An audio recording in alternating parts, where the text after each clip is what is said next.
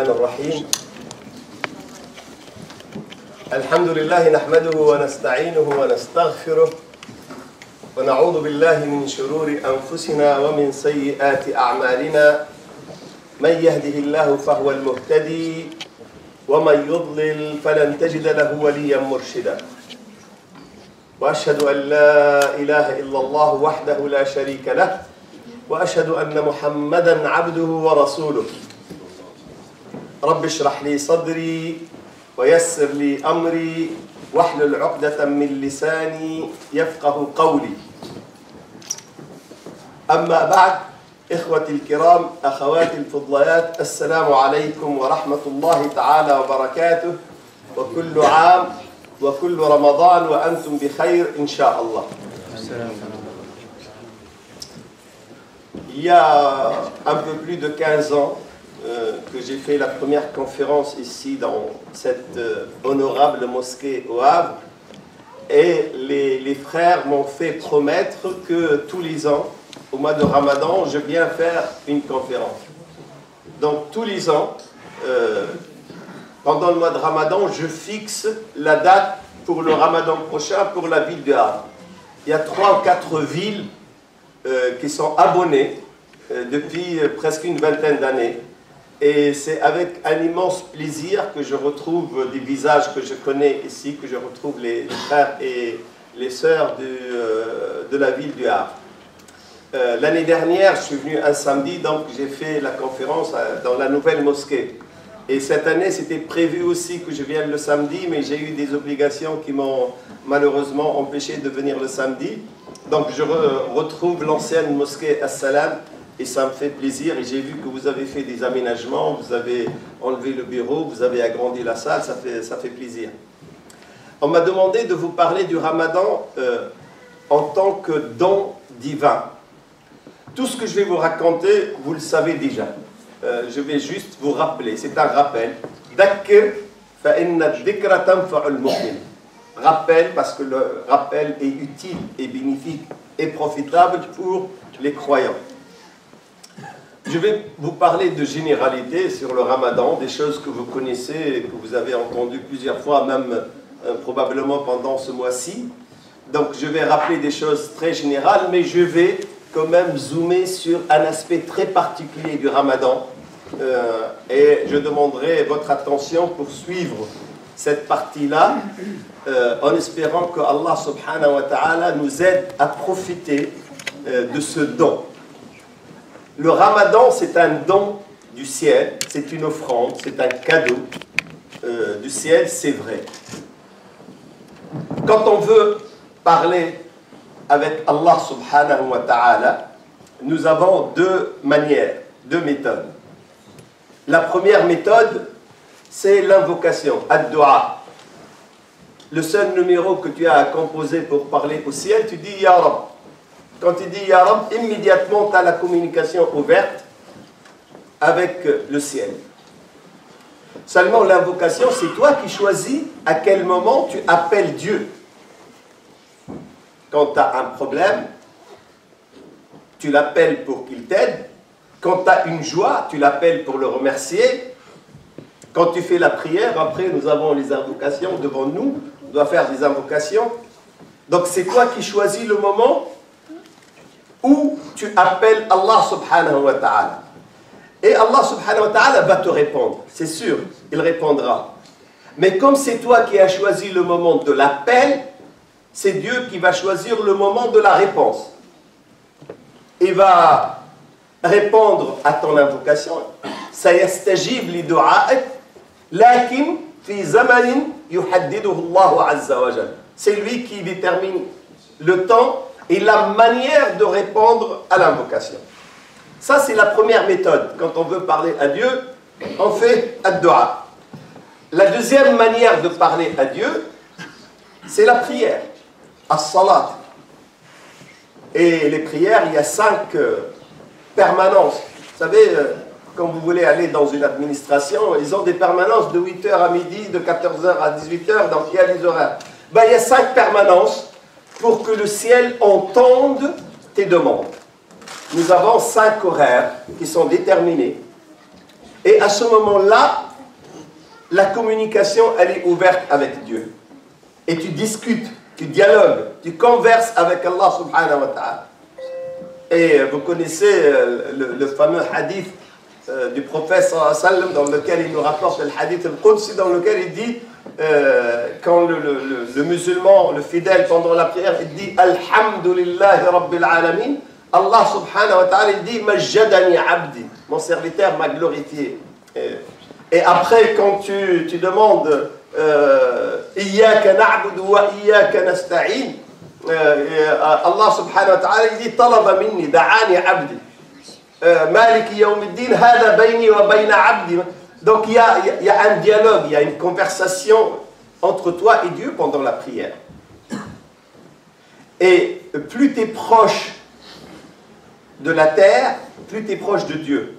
C'est pour ça que quand tu es debout, qu'est-ce que tu fais? Tu récites la parole de Dieu. Mais quand tu fais ar-ruku'a, l'inclinaison, qu'est-ce que tu fais? Tu fais la glorification et tu peux faire une invocation aussi. Mais quand tu es dans la prosternation à sujoud, là tu fais une glorification de Dieu et tu fais des invocations. C'est pour ça que quand on dit le front au sol, les soucis s'envolent. Si tu as un problème, tu n'as qu'à faire sujoud parce que là tu es le plus proche de Allah subhanahu wa ta'ala. Et tu discutes avec lui, tu parles. Dans n'importe quel langage, tu lui demandes. Et Dieu va répondre. La réponse pour les invocations pendant les prières, elles sont plus rapides que la réponse pour les invocations en dehors de prière. Mais c'est toujours Dieu qui décide à quel moment. Pour le mois de Ramadan, ce n'est pas toi qui appelles Dieu, c'est Dieu qui vient à toi. Et c'est pour ça, Ramadan, c'est une offrande, c'est un don. Parce que c'est le ciel qui descend sur terre. Le mois de Ramadan, en réalité, c'est un mois de festivité dans le ciel.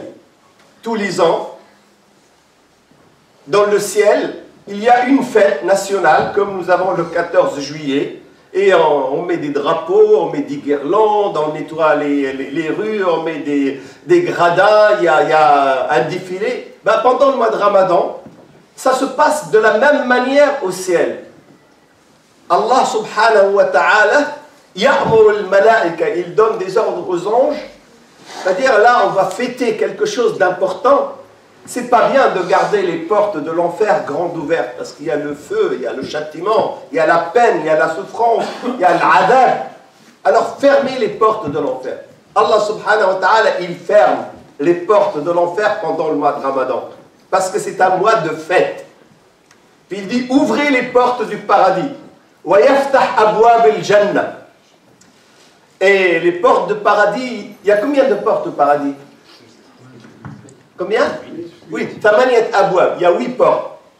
Elles sont toutes bien décorées, mais il y a une porte principale qui devient la plus grande. Les portes de paradis grandissent et rapetissent selon le besoin. La porte principale, l'arc de triomphe du paradis, c'est une porte qui s'appelle Ar-Rayyan, qui est spécialisée pour accueillir les gens qui ont jeûné. Bab as-sa'imin, la yadkhulu minhu illa as-sa'imun. Il n'y a que les gens qui ont jeûné, que les jeûneurs qui vont rentrer par cette porte. Et Allah subhanahu wa ta'ala, il décore le ciel. Et comme à l'occasion du 14 juillet, vous savez, quand on choisit, quand on élit un nouveau président, tous les nouveaux présidents, pendant la fête nationale, ils font un geste. Ils vont effacer toutes les petites contraventions, ils vont libérer, faire une amnistie pour les prisonniers qui ont 2 ou 3 ou 4 mois, juste des petites peines, etc. C'est le geste que le président fait parce qu'il est nouvellement élu. Ben, pendant le mois de Ramadan, Allah subhanahu wa ta'ala, il dit, moi aussi je vais faire un geste. Qu'est-ce qu'il fait? Il dit, tout ce que mes serviteurs vont faire sur terre de bien, je vais le multiplier. Par combien, ya Rab? Il dit, le minimum, pour celui qui vraiment ne vaut même pas la peine qu'on le regarde, mais il a jeûné quand même, le minimum c'est 70 fois. Sinon, je vais le multiplier pour les musulmans sincères, ceux qui ont fait le jeûne d'une manière sincère et qui ont réellement jeûné pendant le mois de Ramadan et ne se sont pas abstenus de manger et de boire pendant la journée pour se venger le soir. Non, ils se sont réellement abstenus non seulement de boire et de manger, mais de dire du mal, de faire de la médisance, de faire le mal autour d'eux. Pour ces gens-là, je vais le multiplier à un nombre que je cache, que je garde pour moi. Illa sawmu fa innahu li wa ana ajzi'u bih. Et les ulama, les savants, ils ont dit qu'Allah subhanahu wa ta'ala va multiplier par 700, par 7000, par 70 000. Et puis il y a des gens à qui les anges, ils ne savent même pas comment écrire. Il y a tellement de zéros, les anges, ils ne savent pas. Et surtout quelqu'un qui dit Ya Rabbi lakal hamdu haqqa hamdik kama yanbaghi li jalali wajhika wa azimi sultanik. Et le malaïka, tu dis, oh mon Dieu, il a dit un mot, on ne sait pas. Il est tellement lourd, ce mot, on ne sait pas quel tarif on lui accorde. Et là, vous ne pouvez pas le prendre. Laissez-moi lui accorder le tarif. Et Allah subhanahu wa ta'ala va accorder un tarif que les anges ne savent même pas lire. Tellement c'est grand, c'est important. Ça, c'est l'offrande, c'est le don. Al-ata, al-hadiyya, que Allah subhanahu wa ta'ala accorde pendant le mois de Ramadan. Pourquoi cette festivité-là? Parce que le mois de Ramadan, il a des caractéristiques extrêmement importantes. Et je me rappelle, il y a quelques années, j'étais au Vatican, je visitais le pape, et on avait une réunion de travail, et il y avait un grand prêtre, un cardinal, qui était le secrétaire ou le secrétaire adjoint du pape. On discutait ensemble, et il a dit, vous les musulmans, on vous envie pour deux choses. En réalité, il voulait dire, on vous jalouse pour deux choses. Mais bon, il était poli, il a dit, on vous envie pour deux choses. Le vendredi et le Ramadan. Et c'est vrai, quand on a commencé à discuter, le vendredi que des gens laissent leur travail un peu partout et ils viennent à la mosquée pendant 1 heure ou 40 minutes pour faire la prière, c'est un geste qu'on ne voit que chez les musulmans. Pourtant, la prière, la messe, elle est obligatoire pour les chrétiens. Seulement, est-ce que vous voyez des gens, même le dimanche, il y a très peu d'églises qui font la messe, et la majorité, malheureusement, en France, des églises qui font la messe, la majorité des fidèles sont des Asiatiques ou des Africains. Il y a très peu de Français, Gaulois de souche. Et les chrétiens, ils regrettent ça. Ils disent, vous, les musulmans, vous gardez le vendredi. Et le vendredi, c'est vraiment quelque chose de formidable que Allah subhanahu wa ta'ala a donné aux musulmans. Mais le Ramadan, regardez cette mosquée-là. On est un dimanche, c'est-à-dire c'est un jour de repos. En plus, c'est un jour de vote. En plus, il fait beau et vous êtes au bord de la mer. Normalement, on devrait se balader avec sa femme, ses enfants dans les parcs, les jardins. On devrait aller visiter la famille ou se reposer, regarder sa série télévisée préférée. Mais malgré ça, vous êtes venus à la mosquée. Et très, très nombreux. Pourquoi? Parce que le Ramadan, quand il descend, il a en accompagnement al-baraka, une bénédiction qui vient et qui amène les gens. Regardez le soir quand vous faites salat al-tarawih. Regardez en dehors du Ramadan, vous faites l'Isha combien? Une rangée, deux. Regardez combien vous faites là. La mosquée, elle est presque pleine. Il y a des gens qui ne mettent les pieds dans la mosquée que pendant le mois de Ramadan. Qui les a amenés? Justement cette force du mois de Ramadan. Et les chrétiens, ils voient ça, ils disent vraiment, on vous envie pour cette chose-là. Et alhamdoulilah, pour nous, c'est un bienfait. Pourquoi? Parce que c'est le ciel qui vient à la terre. C'est Allah subhanahu wa ta'ala qui ouvre les portes du paradis. Il dit, je vais encore vous donner un autre coup de pouce. Les généraux qui sont les collaborateurs de Satan, Moussaïdi, Shaitan, vous savez, Shaitan, il a des ministres, il a des ambassadeurs, il a autour de lui, il y a toute une troupe de stratèges qui travaillent sous les ordres de Satan pour égarer les gens, pour corrompre les gens. Et ce sont ces gens-là qui donnent les ordres pour que les petits shayatines viennent nous influencer. Allah subhanahu wa ta'ala dit, je vous donne un coup de pouce pendant le mois de Ramadan, je vais enchaîner les généraux, maradat al-shayatin. les officiers, les gradés de shayatin, nous allons les emprisonner, nous allons les enchaîner comme ça, ils ne vont pas vous corrompre. Donc si pendant le ramadan, tu continues à faire le mal quand même, tu continues à commettre des péchés, ce n'est pas shaitan, c'est toi-même, c'est nafsek. C'est que c'est toi-même, tu es vraiment corrompu et tu dois saisir cette occasion pour nettoyer ton cœur. Parce que les généraux des shayatins, ils sont en prison pendant le mois de ramadan. Pourquoi ça? On a dit parce que le ramadan, il a des caractéristiques. La première caractéristique, c'est ce qui est marqué dans le Coran, et c'est ce que justifie le jeûne. Shahr Ramadan alladhi unzila fihi al-Qur'an. C'est le mois dans lequel Allah subhanahu wa ta'ala, il a envoyé sa parole pour les humains. Et alors, il a envoyé sa parole. Il y a combien de présidents envoient une lettre? On ne va pas faire, le jour où on reçoit un courrier de Macron ou de Hollande, on ne va pas faire une fête. Non. Hudal linnas. Là, ce n'est pas n'importe quelle parole. Cette parole-là, c'est une guidée, c'est un secours, c'est un don de Dieu. Celui qui suit cette parole-là ne peut que finir au paradis. Donc, c'est un bien immense. Et vous savez, les anges, ils n'ont pas pu prendre la parole de Dieu, parce qu'ils ont détaché la parole de Dieu de l'Awh al-Mahfouz, la table gardée auprès de Dieu, pour la mettre dans un endroit, Sama et Dunya, au premier ciel, juste au-dessus de la Kaaba. Il y a une préfecture, premier ciel, et on a déposé Al-Qur'an fi laylatil qadr.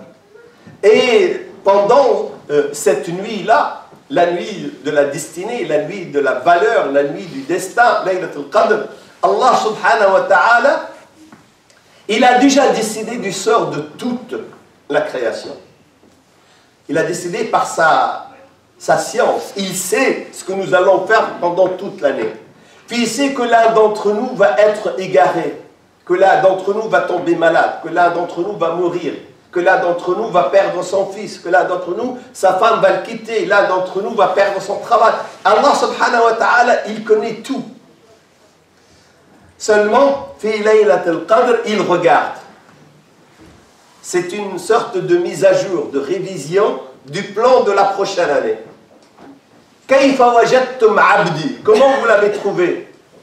Qalu ya Rabb, kana qa'iman sa'iman. Il fait la prière, il a passé la journée à jeûner et la nuit à prier. Et Allah subhanahu wa ta'ala, il voit que normalement on devrait lui trouver une tumeur au cerveau. Dit laqad afawtu an. Enlever la tumeur. Alors que le médecin, il avait très peur parce que l'analyse du sang a montré qu'il y a quelque chose de pas bien. Et même le scanner, l'IRM a montré une tache blanche, on ne sait pas quoi. Et on demande encore une autre analyse pour être sûr. Et notre analyse revient négative. Tu penses que parce que le premier médecin s'est trompé? Non, Allah subhanahu wa ta'ala est passé par là. Laylatul Qadr est passé par là et Allah subhanahu wa ta'ala a enlevé toute la peine, a enlevé l'égarement, la corruption qui va te toucher. Pourquoi? Par miséricorde, par clémence, par offrande de Allah subhanahu wa ta'ala. C'est pour ça qu'on a vraiment intérêt à saisir cette occasion. Et le Nabi sallallahu alayhi wa sallam, il jeûnait les lundis et les jeudis. Et on lui a demandé pourquoi. Il a dit لأن الأعمال تعرض على الله يوم الاثنين ويوم الخميس وأحب أن يعرض عملي على ربي وأنا صائم. Pendant les jours de l'année, tous nos dossiers, tout ce que nous faisons est conservé.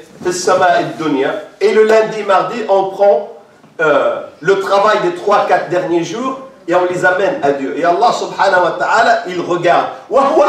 Dieu n'a pas besoin de regarder le dossier. Il sait ce qu'on a fait. Mais le dossier, c'est une preuve. Allah subhanahu wa ta'ala ne donne de châtiment, de punition que lorsqu'il y a une preuve éclatante. Donc il regarde la preuve. Et tu as fait beaucoup de bien pendant les 3-4 derniers jours. Tu as fait beaucoup de prières, tu as été à la mosquée, tu as fait de l'aumône, tu as fait etc. Mais tu as regardé des choses interdites, tu as dit des choses interdites, tu as fait de la médisance, tu as volé de l'argent, soit consciemment, soit surtout inconsciemment. Et on le fait. Tu as quitté ton travail 5 minutes avant. Si tous les jours tu quittes 5 minutes avant, eh ben c'est que tu as volé un peu d'argent au contribuable. Et quand on voit l'addition, quand on voit la somme, on voit que tu es débitaire. Tu as fait plus de mal que de bien. Et là, tu mérites un châtiment. Allah subhanahu wa ta'ala va t'accorder le châtiment. Voilà combien tu mérites. Combien de jours en enfer, combien de peines, combien de souffrances. Et avant de t'accorder la punition, il demande « Kayfa wajadtum abdi » « Kayfa taraktum abdi » Il faisait quoi aujourd'hui? « Taqul al-malaika ya Rab, taraknahu sa'ima » C'est le lundi. On l'a laissé en train de jeûner. Et le Nabi sallallahu alayhi wa sallam dit فالله سبحانه وتعالى يستحي أن يعذب عبده الصائم. Ah, puisqu'il jeûne, Ya malaikati ushhidukum anni qad ghafartu lahu. Je lui pardonne. Ça, c'est en dehors du Ramadan. Pendant le mois de Ramadan, al-hasanat, les bienfaits sont multipliés par combien on a dit? Minimum 70. Donc il y a de fortes chances que tu as fait plus de bien que de mal. Mais malgré ça, malheureusement, on fait tellement de mal, on ne fait même pas attention, que tu risques d'être débitaire. Et Allah subhanahu wa ta'ala, et ça c'est tous les jours, pas seulement les lundis et le jeudi, tous les jours il demande « Kayfa wajadtum ibadi » yaqulun ya Rab taraknahum sa'imin qul ushhidukum anni qad ghafartu lahum. Tous les jours. Mais faites attention, Allah pardonne ce que nous avons fait de mal vis-à-vis de lui. Si on n'a pas fait la prière à l'heure, si on n'a pas fait zakat, si on n'a pas obéi aux parents, les choses qui sont de l'ordre de la relation avec Dieu. Allah subhanahu wa ta'ala yaghfirha, il pardonne. Parce que ça c'est le droit de Dieu. Haqqullah, yaqul, samahtuhum fi haqqi, ghafartu lahum. Mais le droit des gens, si jamais tu as frappé quelqu'un, si jamais tu as insulté quelqu'un, si jamais tu as volé quelqu'un, là Allah subhanahu wa ta'ala ne va pas te pardonner. Il faut que les gens te pardonnent. Il faut que les gens à qui tu as fait du mal te pardonnent. Et quand est-ce qu'ils vont te pardonner? C'est pour ça, Ramadan, on vous a déjà raconté plusieurs fois, Awwaluhu rahma. Le début, c'est la miséricorde. Awsatuhu maghfira. Le milieu, c'est le pardon de Dieu. Mais si Dieu nous a pardonné, donc on va au paradis. Non, Dieu t'a pardonné son droit à lui. Il ne te pardonne pas le droit d'autrui. Le droit des autres, c'est à eux de les pardonner. Seulement les 10 derniers jours du Ramadan, tu vas avoir la foi tellement affinée et tout le monde va avoir la foi tellement augmentée que tout le monde va, inconsciemment ou consciemment, pardonner aux autres. Donc Allah subhanahu wa ta'ala, puisque tu m'as fait mal, va me guider pour te pardonner. Et si jamais te pardonne, Dieu t'a pardonné et moi je t'ai pardonné, donc tu ne vas pas en enfer. C'est pour ça, c'est-à-dire qu'à la fin du mois de Ramadan, vous méritez d'aller où? Si tu ne vas pas, il n'y a que 2 adresses qui ont une qiyam. À gauche c'est Jahannam, à droite c'est le Jannah. Si tu ne vas pas le Nar, tu vas aller où? Tu vas aller le Jannah. C'est pour ça, Shahr Ramadan, c'est réellement une offrande, c'est réellement un don divin. Bien sûr, on vous a rappelé, fi Shahr Ramadan, la khalouf ou fam as-sa'im. La laine que tu as, la mauvaise haleine, parce que tu n'as pas mangé pendant 16 heures, pendant 17 heures, et bien c'est tout à fait normal que tu aies une mauvaise haleine. Mais auprès de Allah subhanahu wa ta'ala, c'est meilleur que le parfum du musc. Et Moussa alayhi salam, je vous ai raconté l'histoire de Moïse ici pendant 2 ou 3 ans dans cette mosquée. Moussa alayhi salam, et Dieu lui a demandé de jeûner pendant 30 jours avant d'avoir le Taurat, puisque le Coran a été révélé pendant le mois de Ramadan, on jeûne 30 jours. Avant d'accorder la Torah à Moussa, Dieu lui a demandé de jeûner pendant 30 jours. Et Moussa alayhi salam, il a jeûné 30 jours. Et après 30 jours, il est monté à la montagne pour avoir la Torah. Seulement, il a trouvé qu'il a une mauvaise haleine. Il a jeûné 30 jours. Alors il a pris des herbes et puis il s'est brossé les dents. Il a mâchouillé des herbes, il a mâchouillé des fenouilles et des herbes pour avoir une bonne haleine et puis il s'est brossé les dents. Et quand il est arrivé pour avoir la Torah, Allah subhanahu wa ta'ala dit, mais c'est quoi ça, Moïse? Pourquoi tu ne sens pas khalouf as-sam? Pourquoi tu n'as pas la laine de celui qui a jeûné? Qala ya Rabb, istahyaytu mink, je ne vais pas venir avoir la Torah avec une mauvaise haleine. Non, non, justement, je t'ai demandé de jeûner pour cette haleine-là. Reviens, jeûne encore 10 jours. Faraja'a Moussa wa sama 10 ayyam ukhra. 30 yawm wa atmamnaha bi 10. Et le revenu, il dit, après les 10 jours, ne te brosse pas les dents. Parce que cette haleine-là, auprès de Dieu, elle va être transformée. Elle aura le parfum du paradis. C'est bizarre que nous, on a une mauvaise haleine, mais c'est parce que c'est une mauvaise haleine que tu as eue en obéissant à Allah subhanahu wa ta'ala. Pendant le mois de Ramadan, tes péchés sont effacés. Pendant le mois de Ramadan, la bénédiction, et vous voulez le voir, regardez tout à l'heure quand vous allez rompre le jeûne, regardez votre table. Regardez ce qu'il y a sur la table. Est-ce que vous avez la même chose en dehors du mois de Ramadan? Normalement, c'est le mois où on doit manger le moins, on doit boire le moins. Mais c'est le mois où il y a le plus de nourriture. كاين الحريره وكاين البقلاوه وكاين الزلابيه وكاين يعني انواع من الطعام. Il y a tellement de... D'ailleurs, j'ai dit il y a quelques années à des amis français non musulmans, je leur ai dit, si vous ne croyez pas en Dieu, venez voir pendant le mois de Ramadan, allez voir à Carrefour. Il y a un rayon spécial Ramadan maintenant.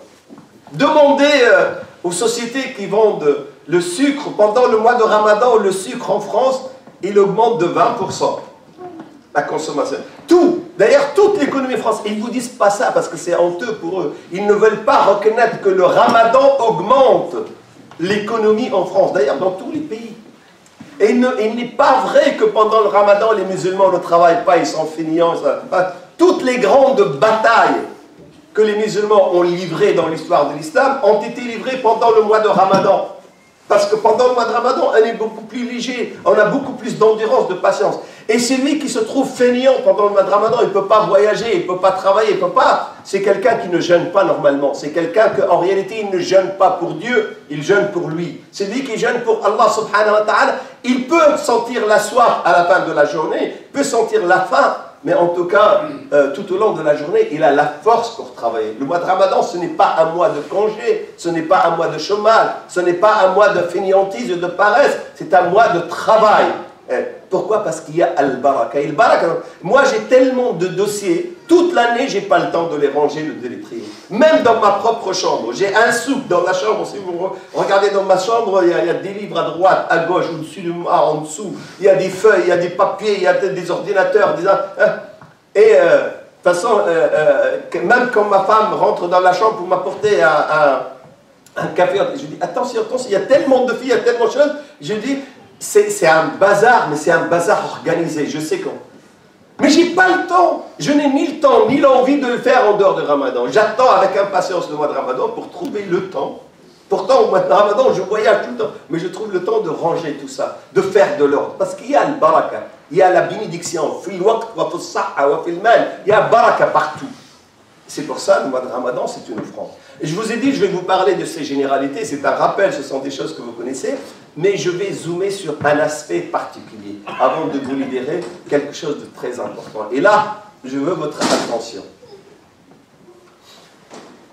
Allah subhanahu wa ta'ala nous a dit, dans le Coran al-Karim, Ya ayyuhalladhina amanu kutiba alaykum as-siyamu kama kutiba ala alladhina min qablikum la'allakum tattaqun. On vous a prescrit le jeûne comme on l'a prescrit à ceux avant vous. Les Juifs, ils avaient le jeûne du mois de Ramadan, hein, le jeûne d'un mois est prescrit chez les Juifs. Ils l'ont jeûné, tous les prophètes l'ont fait. Seulement les Juifs, après, ils l'ont changé, maintenant ils ne jeûnent qu'un jour qui s'appelle Yom Kippour, le jour du pardon. Ils jeûnent 24 heures. Mais normalement, c'était 30 jours. Chez les chrétiens c'est quoi? C'est une secte juive. Puisque Isa alayhi salam était juif lui-même. Les chrétiens, ils ont hérité le jeûne. Ils jeûnaient, ce qu'ils appellent le karam, ils jeûnaient 30 jours. Et c'était un jeûne qui suit, comme le calendrier des juifs, c'est un calendrier lunaire. Le calendrier liturgique, le calendrier religieux des juifs suit la lune, comme les musulmans. Donc les chrétiens jeûnaient le mois de Ramadan, et ce qu'ils appellent le Karam, et ça change. Seulement une année est tombée en plein été. Et là, ils ont trouvé que la journée était trop longue, et puis ils ont soif, on ne peut pas. Alors ils ont changé. Ils l'ont calé pendant le printemps. Le Karam, il est toujours à date presque fixe, pendant le printemps. Et pour justement racheter ce changement, ils ont rajouté 10 jours. Au lieu de jeûner 30, ils jeûnent 40 jours. C'est le Karam des chrétiens. Mais les animaux jeûnent, les plantes jeûnent, Adam alayhi salam jeûnait, Nuh alayhi salam, tous les prophètes, tous les peuples avaient le jeûne. Et Allah subhanahu wa ta'ala nous a dit pourquoi. La'allakum tattaqun. Peut-être allez-vous atteindre at-taqwa, c'est-à-dire la crainte de Dieu. On traduit, les chrétiens traduisent ça par la piété, pour être pieux. Mais en réalité, at-taqwa, c'est la crainte de Allah subhanahu wa ta'ala. Pour craindre Allah, pour atteindre taqwa, nous avons 5 moyens, 5 méthodes pour arriver au taqwa. Et le mois de Ramadan, c'est le mois où tu dois passer du premier moyen vers le dernier moyen. Nous allons les voir ensemble, et c'est quelque chose que j'aimerais qu'on garde en tête. Il nous reste combien? Il nous reste 2 semaines, 15 jours pour la fin du Ramadan. Donc c'est déjà, la moitié est déjà passée. Eh bien, il n'est jamais trop tard pour bien faire. On peut toujours rattraper le coup. La première motivation, ou le premier moyen, ou la première cause de la crainte de Dieu, pourquoi pourquoi on craint Dieu? La crainte des smicards, la crainte des gens qui ont juste le minimum de foi, elle est motivée par 2 choses. Al-khawfu wa-tama. La crainte, la peur et l'espérance. Al-khawfu minanna. Moi, j'adore Dieu, je fais la prière parce que j'ai peur de l'enfer. Ou alors, je prie parce que je veux, j'espère aller au paradis. Atma'u fil jannah. C'est très bien. Craindre Dieu pour aller au paradis, ne pas aller à l'enfer, c'est très bien. D'ailleurs, c'est ce qu'on appelle le tarhib ou le tarhib, c'est très bien. Mais il y a une autre crainte, et c'est bien aussi. Moi, en réalité, si je fais la prière, ce n'est pas parce que j'ai peur de l'enfer. On me dit l'enfer, c'est encore loin. Mais parce que j'ai peur de la maladie. J'ai peur de tomber malade. J'ai peur de perdre de l'argent. J'ai peur de perdre mon fils. J'ai peur que ma femme me trompe. J'ai peur que ma fille fugue. J'ai peur qu'il y ait un incendie dans mon appartement. J'ai peur que mon patron me licencie. J'ai peur qu'on vole ma voiture. J'ai peur d'être expulsé parce que je suis arabe. J'ai peur d'être agressé par Le Pen et compagnie.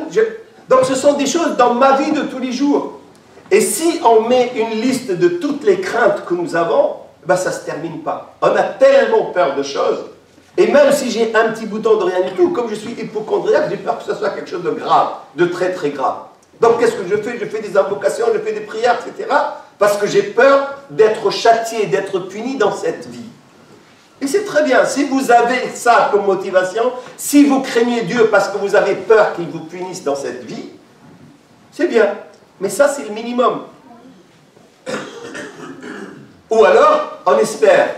Je prie parce que j'espère que mon fils ait son bac. Je prie parce que je veux que ma fille ait son diplôme. Je prie parce que j'ai vu une belle voiture, je veux trouver les moyens de l'acheter. Je prie parce que je veux déménager de mon appartement, acheter une maison. J'espère que la banque va m'accorder un prêt. Je prie parce que j'espère quelque chose. Atma'u fi khayr, atma'u. Et c'est très bien. Mais ce stade-là de la crainte, c'est le premier stade. Et pendant le mois de Ramadan, nous avons tous les sens aiguisés pour au moins être dans ce stade. Seulement, il y a un deuxième stade. Plus haut. Mais tu ne peux pas atteindre le deuxième si tu ne passes pas par ce premier. C'est le stade de la louange. Le remerciement, la reconnaissance. Là, tu pries, ce n'est pas parce que tu as peur de tomber malade. Tu pries parce que tu veux remercier Allah subhanahu wa ta'ala parce que tu es en bonne santé. Et alhamdoulilah, regardez, nous, on est à la mosquée là. Au moment où je vous parle, il y a des centaines de milliers de musulmans qui sont dans les hôpitaux. Il y a des gens qui sont en train d'agoniser là. Il y a des musulmans qui sont dans le coma. Il y a des musulmans qui ont des fils et du tuyau partout parce qu'ils sont en réanimation. Il y a des gens qui ne passeront pas la journée, ils sont dans les hôpitaux, ils sont accidentés, ils sont malades. Et vous, vous êtes où? Vous êtes à la mosquée, il y a la lumière, il y a la caméra, il y a le micro, il y a le conférencier, vous êtes bien. Ben, la moindre des choses, c'est d'être reconnaissant. Alhamdulillah. Ya Rabbi lak alhamd. Donc moi, je prie parce que je suis en bonne santé. Je ne prie pas parce que j'ai peur d'être malade. Non, je prie parce que je suis en bonne santé. Ya Rabbi lak alhamd. Je prie parce que malgré ça, j'ai un appartement. Il y a des gens qui n'ont pas d'appartement. Il y a des gens qui sont des SDF.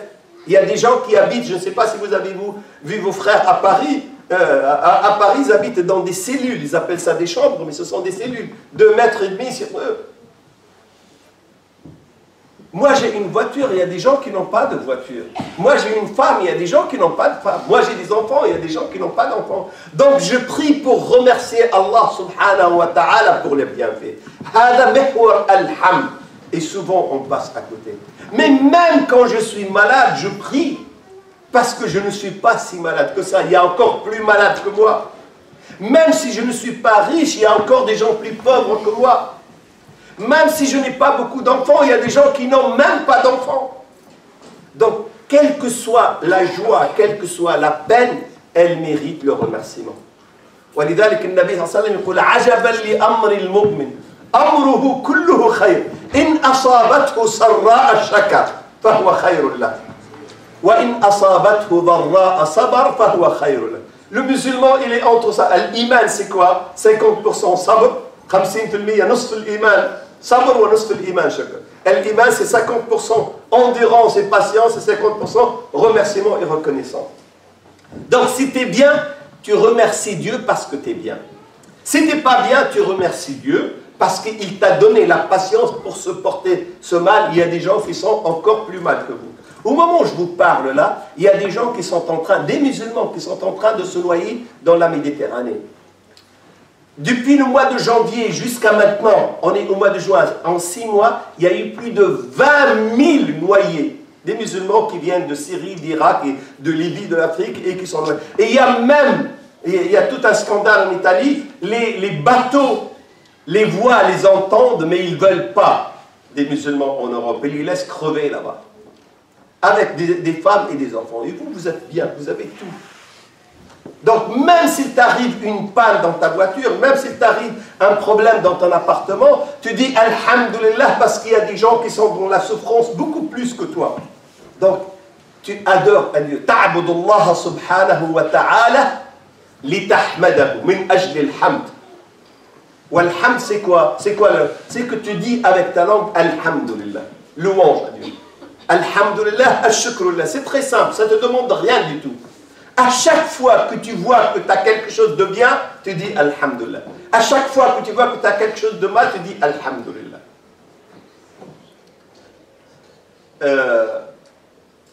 Un musulman passait dans une ville et puis il a vu un monsieur, un mendiant, il pensait que c'est un SDF en train de adosser une poutre. Il était aveugle. Et puis il était lépreux, il avait la lèpre. Il n'avait pas ses yeux, il ne voit pas. Et puis sa peau était rongée par al-baras.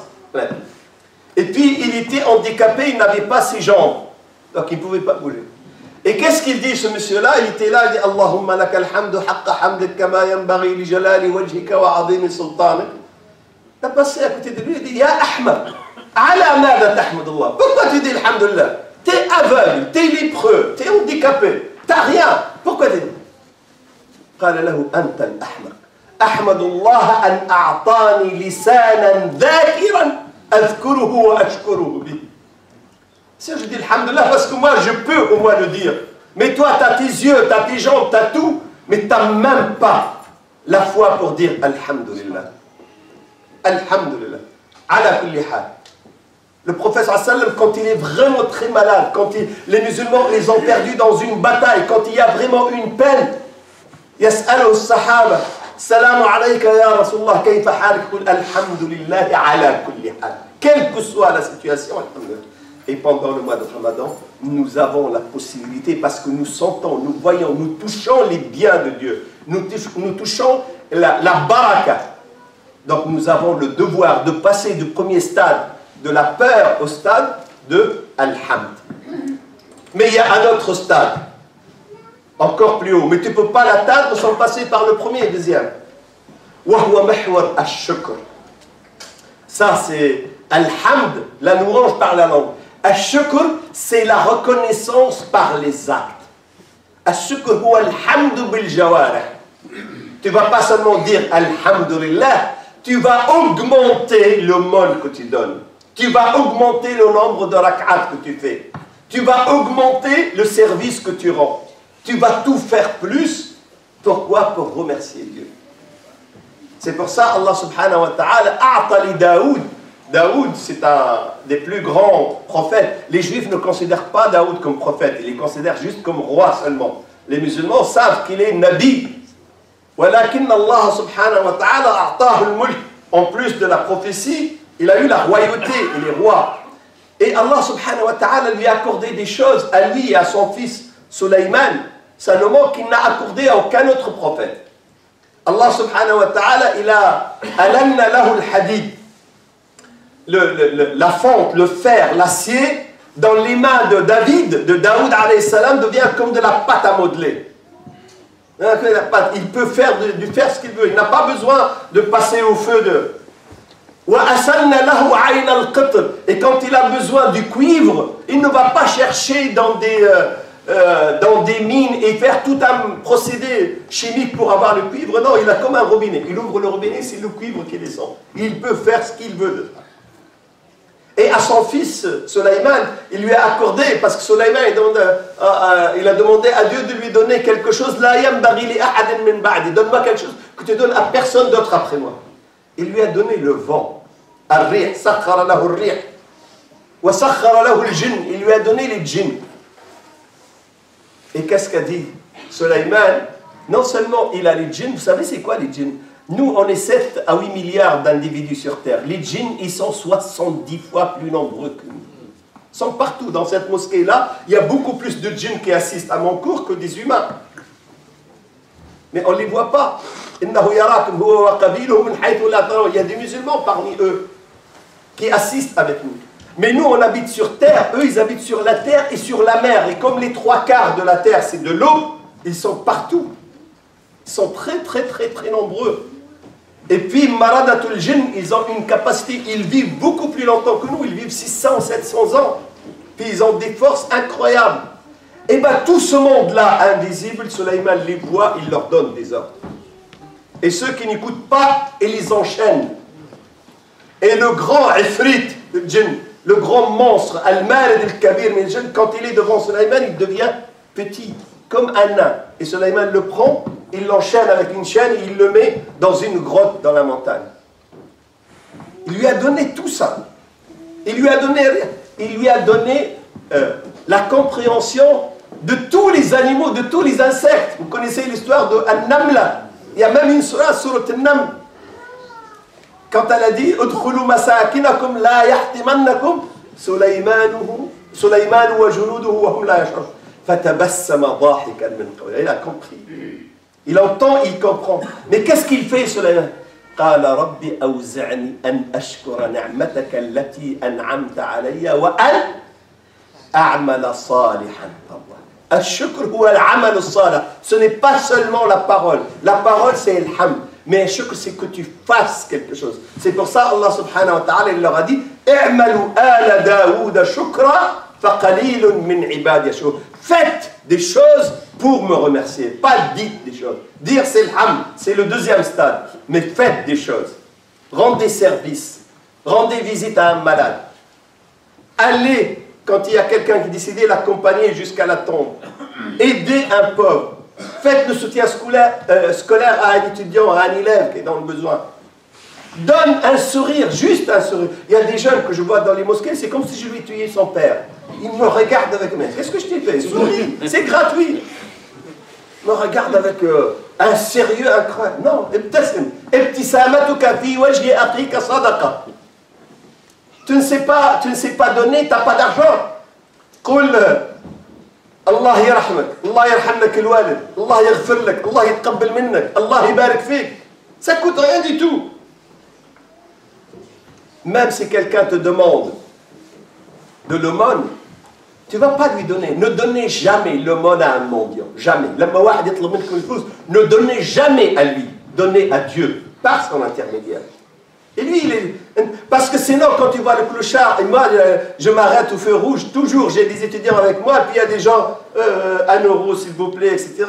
Et j'ai toujours dans ma boîte à cigares, j'ai toujours des pièces. Et je veux donner, il me dit, ah, ne lui donne pas, il va acheter de la bière. Je lui dis, je ne donne pas à lui.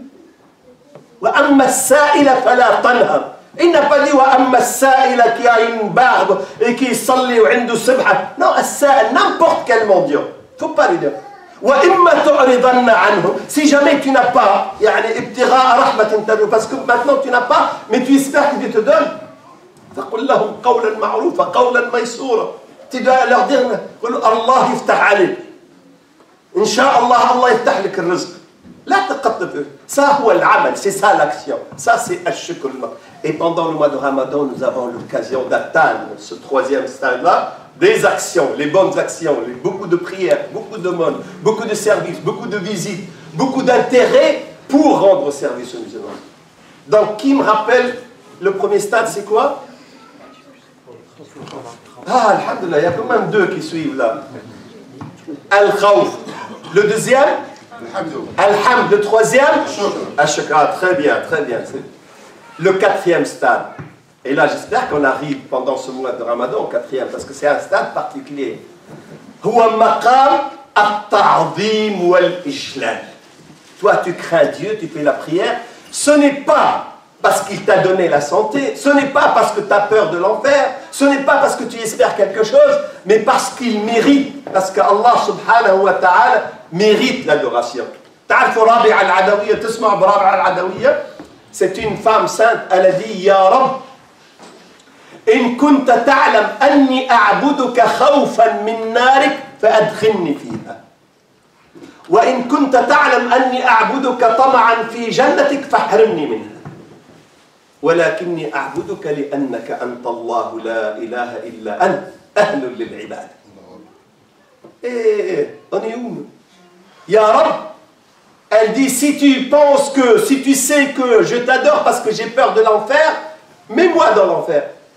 Si tu penses que je t'adore parce que je veux aller au paradis, prive-moi du paradis.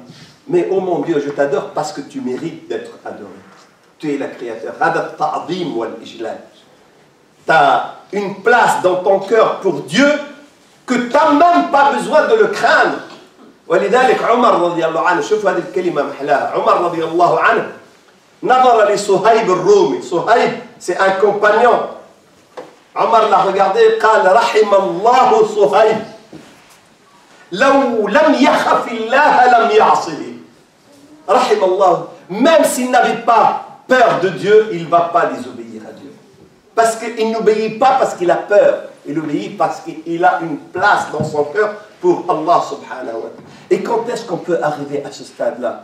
Pendant le mois de Ramadan, parce que pendant le mois de Ramadan, on augmente dès que quand tu dis Alhamdulillah, Alhamdulillah, Alhamdulillah, Alhamdulillah, Subhanallah, quand tu fais les prières de Tarawih, quand tu fais l'adhkar après salat, beaucoup de bien. Allah subhanahu wa ta'ala قل لا يزال عبدي يتقرب إلي بالنوافل حتى أحب. Là tu t'approches parce que tu as Allah subhanahu wa ta'ala dans le cœur. Et c'est l'occasion pendant le mois de Ramadan pour saisir cette occasion pour arriver à ce stade-là. Puis je termine par le 5e stade. Mais avant, il faut que quelqu'un me rappelle les 4. Le premier, Al-Khawf, Al-Hamd, Al-Shukr, Al-Ta'zim wal-Ijlal. On doit les apprendre comme ça. Al-Maqam al-Akhir, Maqam al-Hubb. C'est le stade de l'amour. L'amour de Allah, subhanahu, l'amour de Dieu. Vous savez, je crois que je vous ai fait un cours ici il y a quelques années sur Al-Jannah, sur le paradis. Je vous ai dit que fil Jannah, le stade le plus haut, le degré le plus haut fil Jannah s'appelle Al-Firdaus. Et le prophète sallallahu alayhi wa sallam nous a dit: إذا سألتم الله الجنة فاسألوه الفردوس الأعلى. الفردوس الأعلى, le dernier stade de l'Jannah, vous savez, il est où? Le toit de l'Firdaus, c'est Arsh al-Rahman Azza wa Jalla. Saqf al-Firdaus huwa Arsh Allah. Le toit, c'est le trône de Dieu. C'est-à-dire, quand tu lèves tes yeux, quand tu es fait le Firdaus, tu vois quoi? Tu vois le trône de Allah subhanahu wa ta'ala. Ton voisin, c'est qui? Au-dessus de toi, il y a Allah. Et quand tu ouvres ta porte sur le même palier que toi, il y a qui? Il y a Muhammad sallallahu alayhi wa sallam. C'est pour ça qu'on a demandé à un compagnon, قالوا له ما هو أحسن شيء في الجنة. Dis-nous, quelle est la meilleure chose qu'il y a في الجنة? Alors ils attendent à ce qu'ils leur disent الحور العين الفواكه. قال فيها رسول الله صلى الله عليه وسلم. يكفي أن الجنة فيها رسول الله. Le paradis, il y a le prophète sallallahu alayhi wa sallam. Mais le prophète, il est où?